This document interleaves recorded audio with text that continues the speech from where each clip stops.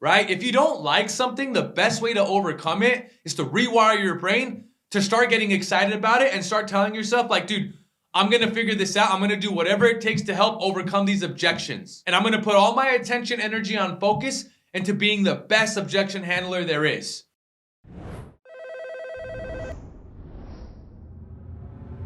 Welcome back to another episode of the Closers Network podcast. We are excited, guys, because there's a lot of great things that are in the works here. But I'm excited because, guys, this is really the only podcast that you want to be paying attention to and really tuning into if you're looking at an extra 10 to 30K per month to your commissions as a remote high-ticket closer, guys. So if you don't know, right, Closers Network is a free community, guys. We give you guys all of the sales frameworks and 5 days of a week live free coaching on our school platform. You guys can come on there and ask us anything for completely free. And this same free community, guys, is run by the same individuals who have scaled our sales agency, One Call Closers, to almost $200 million in revenue in just the last 5 years of starting the business. So I'm excited, guys, because we had some special requests today for this solo episode.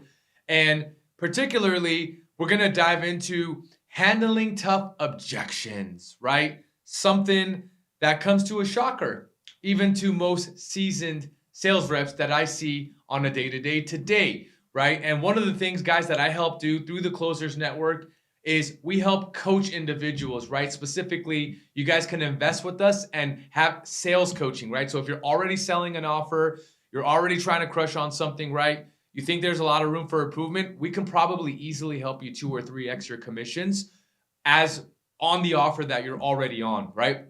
And if that's not you, right? And if you're looking to get into this space and to get an offer or to even invest into placement, then you want to click the first link in the description, guys, because then you can schedule a sales calls with us to actually talk about sales coaching for the offer that you're on. Or if you're looking for a placement and you're looking for an opportunity and you're willing to pay for it, there's a lot of ways that you can get started, especially with us.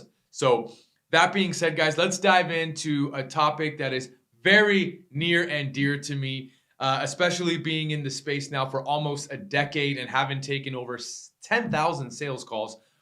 I love objection handling, right? And I've also come to realize like a lot of people, they hesitate, they get scared, right? There's a lot of uncertainty when it comes to the objection handling process. And a couple of things that I really want to dive into today is, number one, I want to make this very just known, right? Out the gate is, guys, so in our Closers Network community, we teach you guys exactly how to close specifically for this sales cycles, coaching programs, masterminds.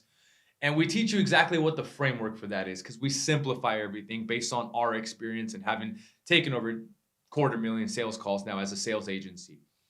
And the simplest way I can put it to you is we have 3 parts of the framework.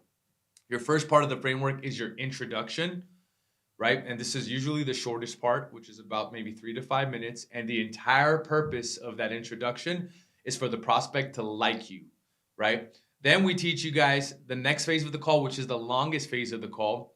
That's called the discovery phase of the call. Again, this is typically your longest segment, maybe 15 to 25 minutes. And this is where you're getting your prospect to now trust you, right? And the way you do that is you ask really good questions. And by asking those questions, you're building trust, right? So far you want to get liked, then you want to get trusted. And then the third phase of the call, right? My most favorite and my most exciting phase of the call, guys, is the close phase of the call, right? Which is probably going to be longer than intro, but probably, and sometimes can be longer than discovery, but shouldn't always be, right? And so the entire purpose of that close phase of the call is to, now that you've gotten them to like you and trust you, is to get the prospect to believe you, right? Believe you. And I hate to say it, but one thing that I see that shocks a lot of salespeople, right, new or seasoned, is till today, right, especially the seasoned people I'm talking to, like they'll get hit with an objection and it's as if they had no idea that it's coming, right? It was a shocker. Like, oh man, I thought I had a perfect intro. I got him to really like me. Oh man, I thought I had a perfect discovery, which if you have a good discovery, right, should weed out a lot of those objections, so that you don't run into them in that close phase of the call. But there's a but, right, guys? And that but is people are still going to be people.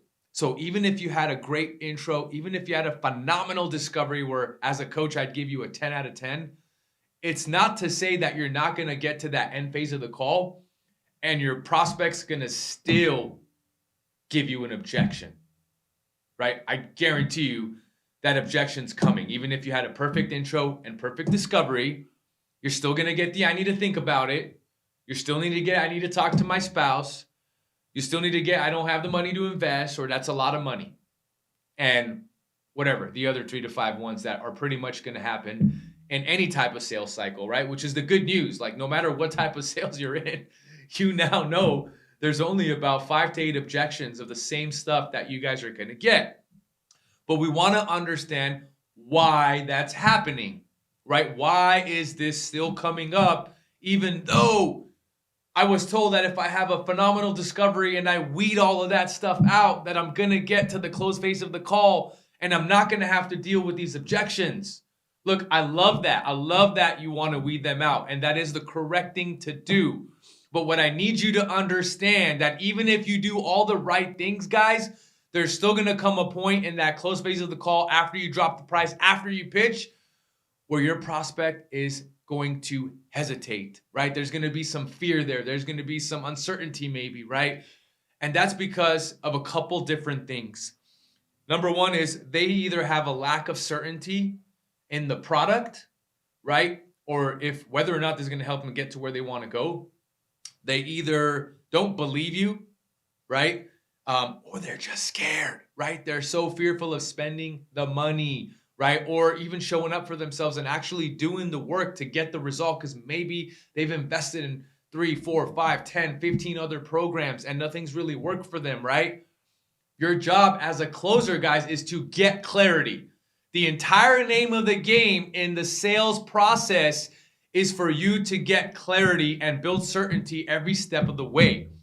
And so what I always like to make sure I preface it this with is you have to know that even if you did a A+ job, right, in that intro and discovery, that you still need to expect objections, right? You still need to expect those objections, guys.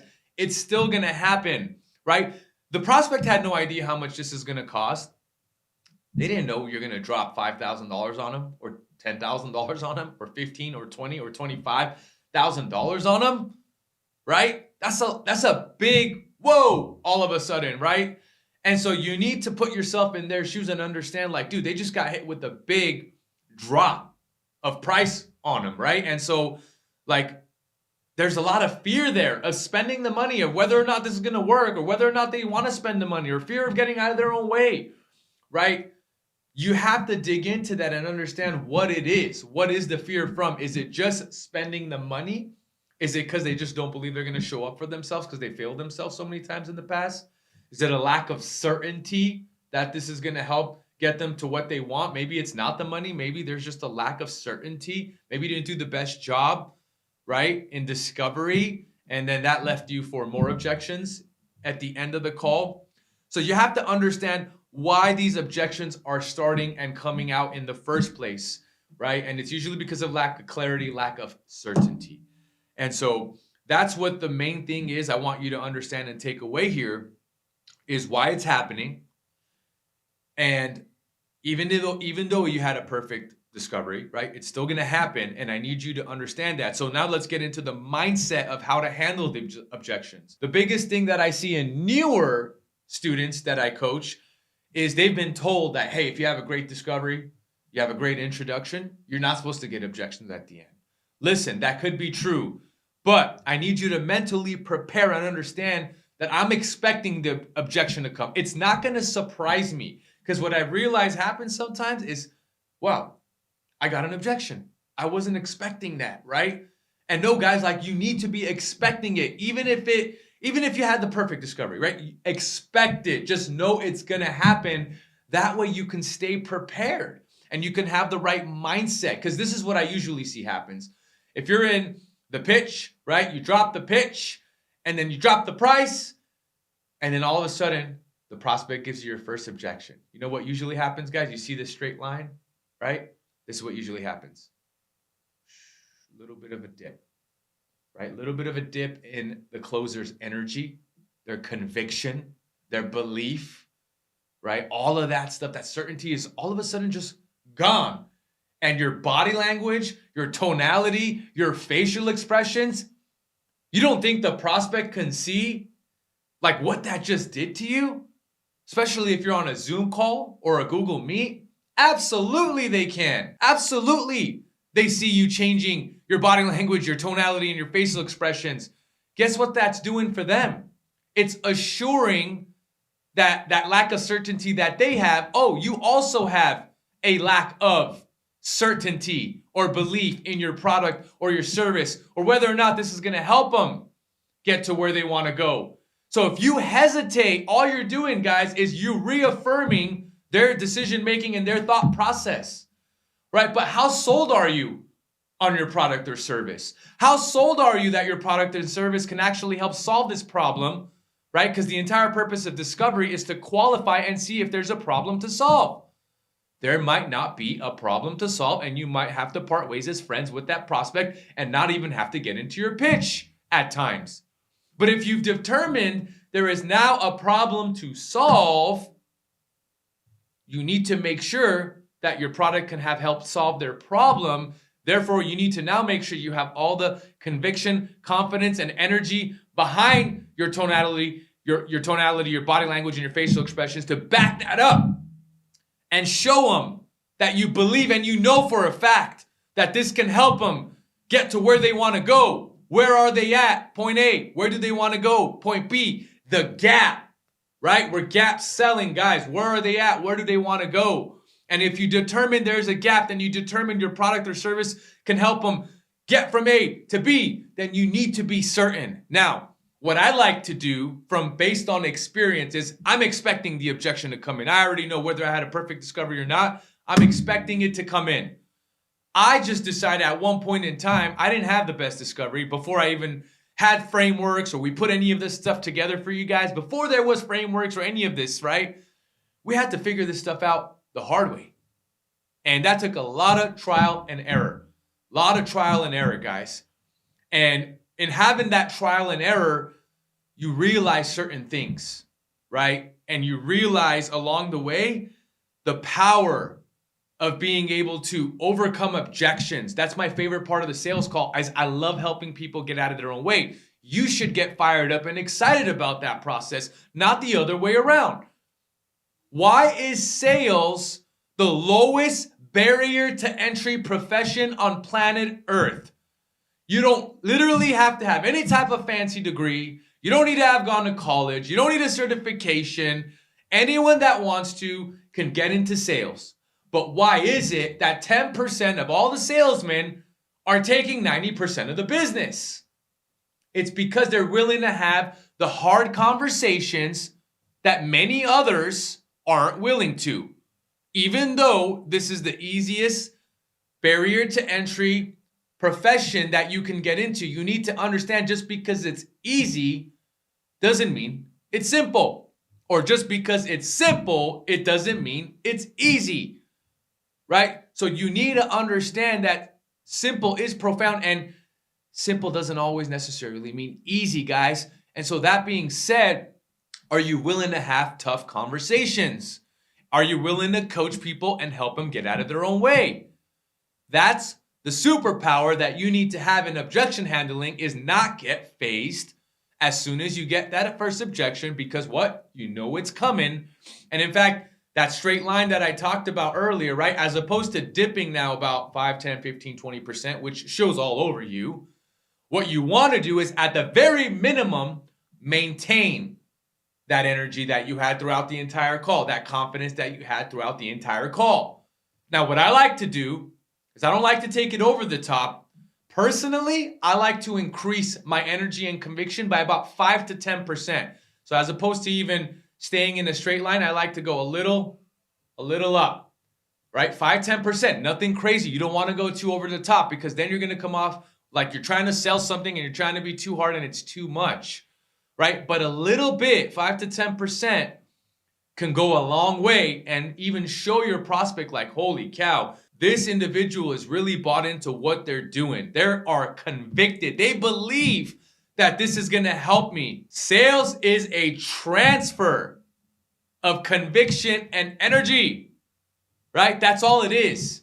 Are you bought in or not? And if you're not bought in, you're not going to be doing well. And your numbers are going to show for it in your closing ratios, your average order value, your cash collected. It's going to be all over. Numbers don't lie. That's the beautiful thing, right? Is about numbers is they just don't lie. And so they're going to show you exactly where you're at.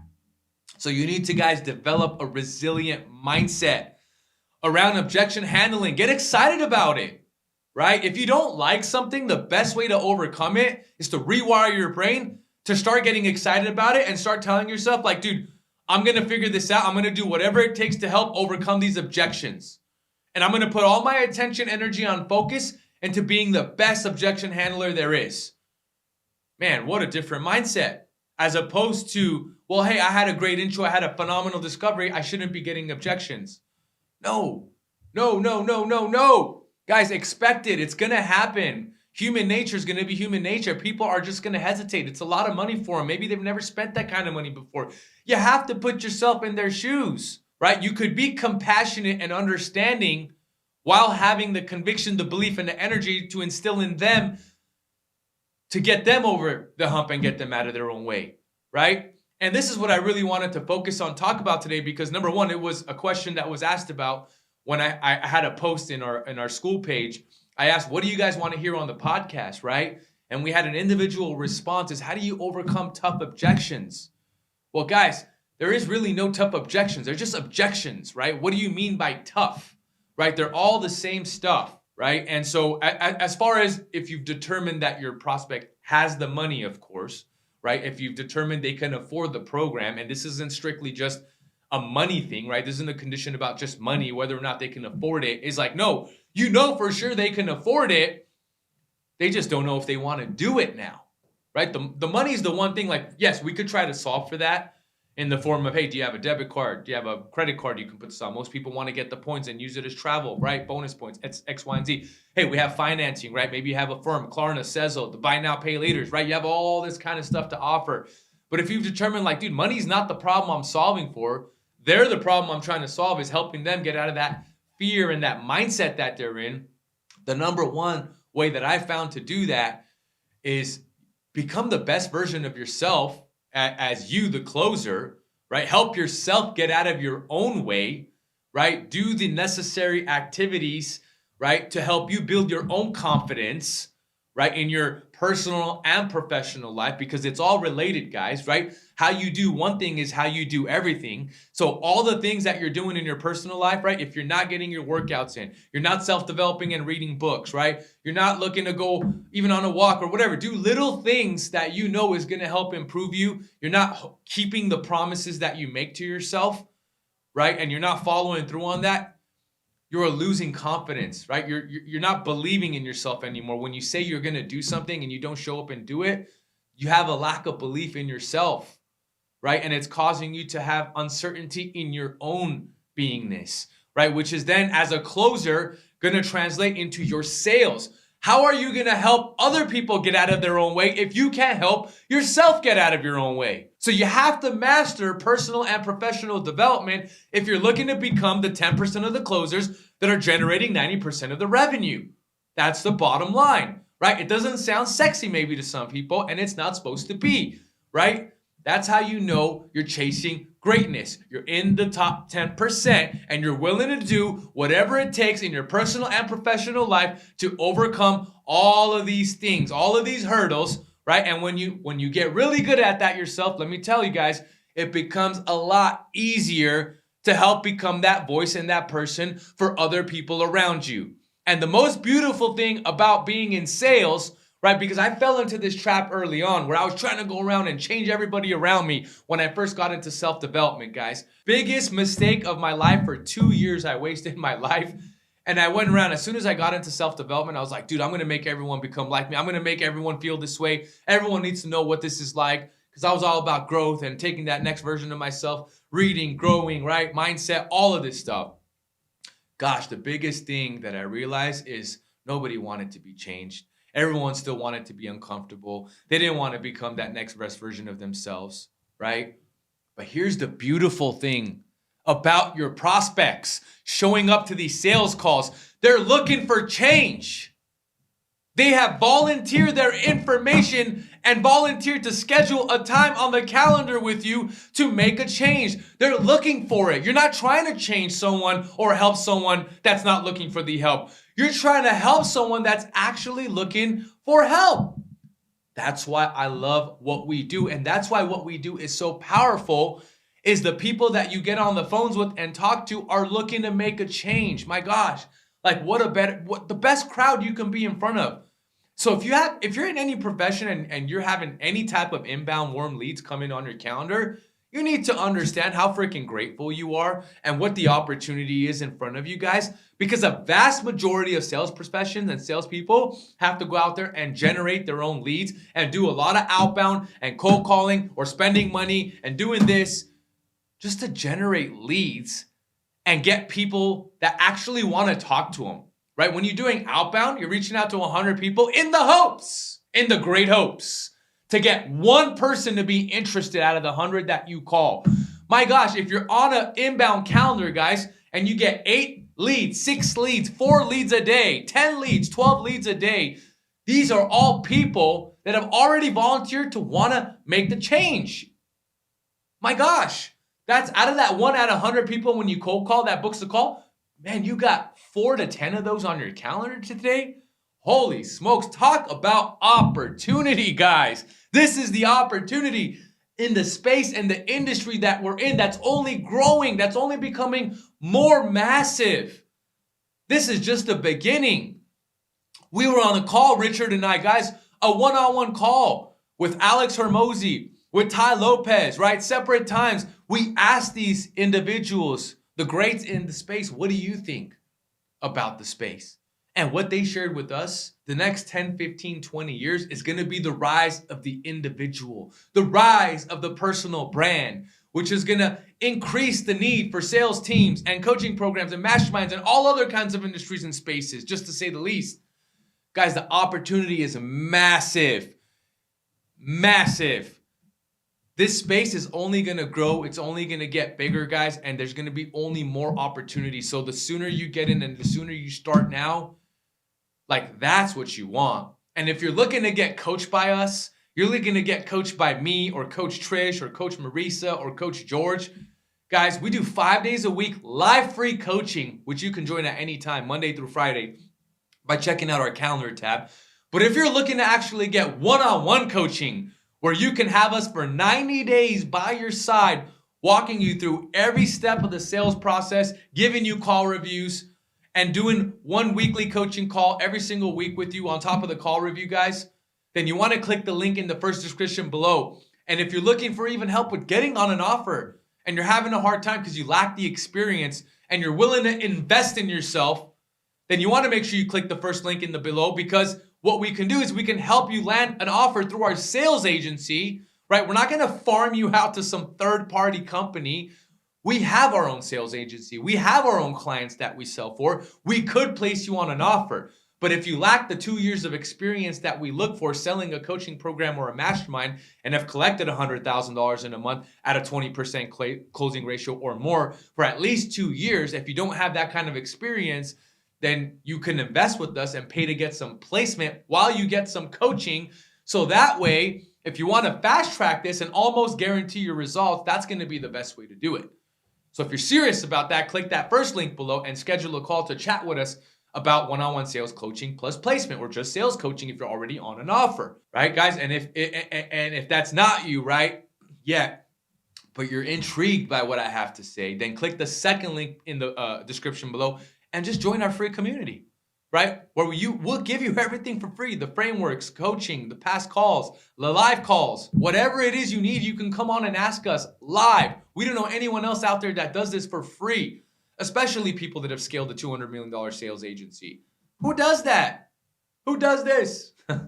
But that being said, guys, That's what it takes, right? Is understanding why you're getting objections and then having the mindset to overcome these objections, right? And it's all about coaching them. It's all about tough love. It's about authentic, real, and raw conversations that not a lot of people are willing to have. But I am, and I know some of you out there are and want to.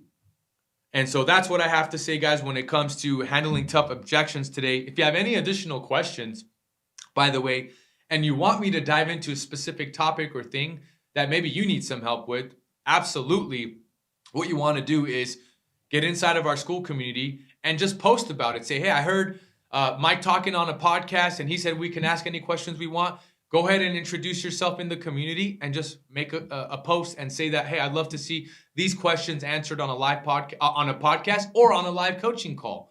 You can come and ask us Monday through Friday on a live coaching call as well. The last thing I'm going to talk about, just because this was also a request, guys, is building just a personal brand for yourself as a closer, right? And I think I hit on some of this earlier, but it's about you and perfecting, not perfecting. I should not use that word because it's going to be, I used to be a perfectionist and I just became an action taker with, imperfect action. But it's going to be working on your personal branding, right? Which is going to be dialing yourself in first. Right? What are you doing to become that next best version of yourself every single day?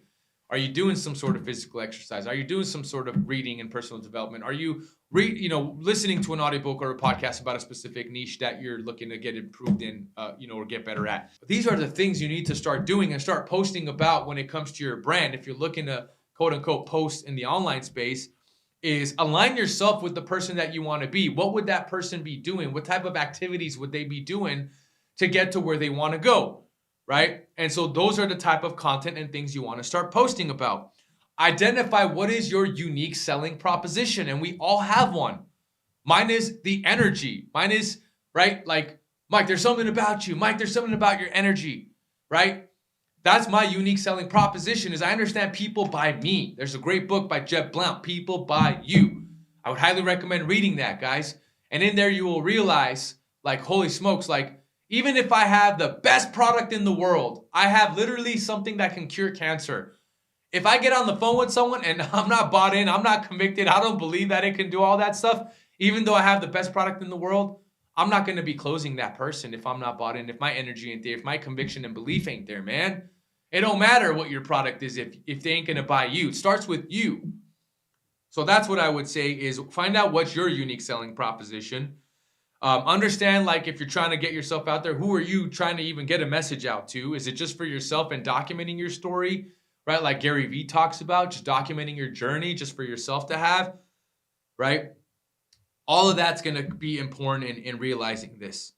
And understand, like, is the person I'm looking to be and become, am I in alignment with that person now? Is the activities in my day-to-day in alignment with that vision and that person that I'm trying to be, if I'm really being truthful with myself, right? Over here, guys, we do raw talk, right? We don't sugarcoat none of that stuff. This is like you either make it or you don't, right? And you have only a short amount of time to see if you're going to make it.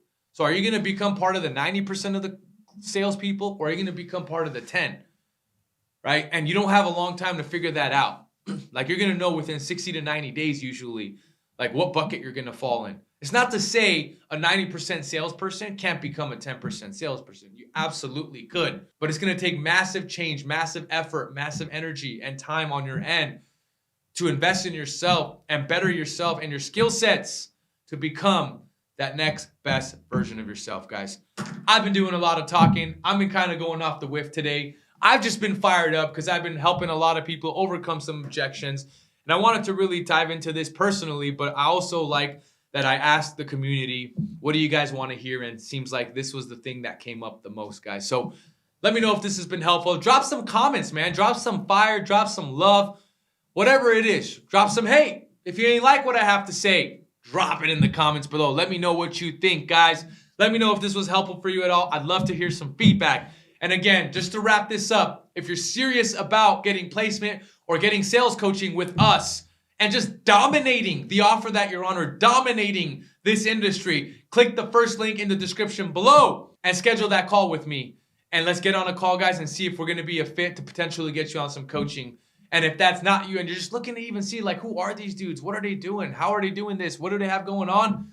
Click that second link. Join our free community in school. It's called the Closers Network on the school platform. That's SKOOL. I hope to see you on one of my live calls, guys. Thank you so much for joining. It's been an honor and a privilege for you to just spend this time with me for the last 20 or 30 minutes. I don't know, however long I've been ranting. Thank you for investing this time in with me and looking to better yourself, right?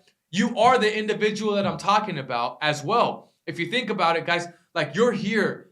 You don't have to be listening to this. But if you are, it's because there's something in you telling you, I'm looking to become the next best version of myself, professionally or personally, right? And that's a form of growth.